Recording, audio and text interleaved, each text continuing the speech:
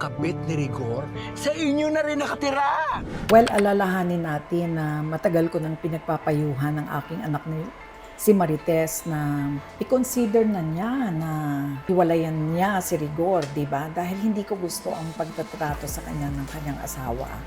Ang pag-aabuso, ang pagwawalang bahala, at saka akong nakakita Ako ang nakadiskubre na may ibang kalaguyo si Rigor, di ba? So talagang galit na ako dun sa aking manugang.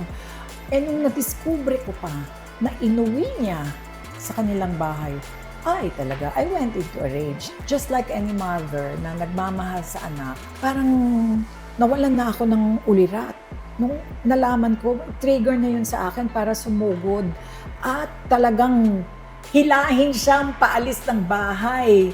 Sobra ng pambabastos. So, yun ang pinangkakapitan ko, yung rage na naramdaman ni Tindeng, yun ang dinala ko sa eksena. Kawalan ng respeto kay Lena at kay Rigor.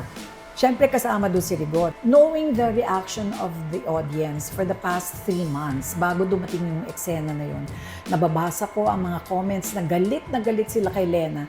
Parang feeling ko bilang isang artista, dala ko yung galit ng buong sambayanan kay Lena. So you can imagine the fire that I had inside me. Pagsugod ko at talagang pinahirapan ko siya. At ang sabi pa nga, ang feedback pa nga ng mga ibang manonood, kulang pa yan. Dapat talaga kinalagkad mo siya out of the house. Hay, ganyan pala siya. Pwede pala siyang magalit ng ganyan. Pwede pala siyang magwala ng ganyan. Pero yung pagwawala naman at yung galit naman, dapat lagi natin ilalagay sa konteksto. Nasa konteksto ng eksena, hinihingi ng eksena, dapat talaga ibigay mo. At hindi naging madali yun para sa akin kasi hindi naman ako isang taong mapanakit. Yun na nga, kalmado ako, hindi ako madalas magalit. Kung may gusto akong sabihin, kakausapin kita. Ako si Tindeng At si Tindeng, palaban na babae, sanay sa hirap, pero may mga pinaniniwala ang values, may paninindigan siya. May respeto siya sa sarili niya, may respeto siya, may pagmamahal siya sa sarili niya, at yun ang sana inaasahan niyang matutunan ng anak niya. Hindi naging madali sa akin yung physical part. Ilang beses naming ni-rehearse na hindi tumatama ang mga sampal ko.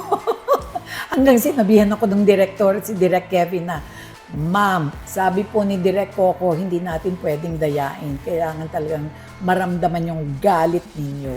So sabi ko, sige na, gawin na natin to. How did I cool down? You breathe in and you breathe out. You shake the anger off. You shake, the rage off. And right away, you have to be mindful of your co-stars. Diba? May nasaktan ka ba?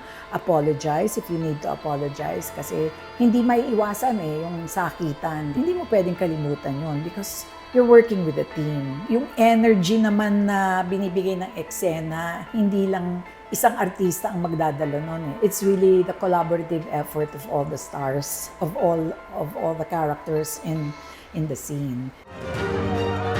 Huwag mo akong bigyan ng rason para patayin ka. Marami na akong napatay na kriminal dito sa Quiapo. Marami na rin akong nakaharap na halangang bituka. FPJ's Batang Quiapo.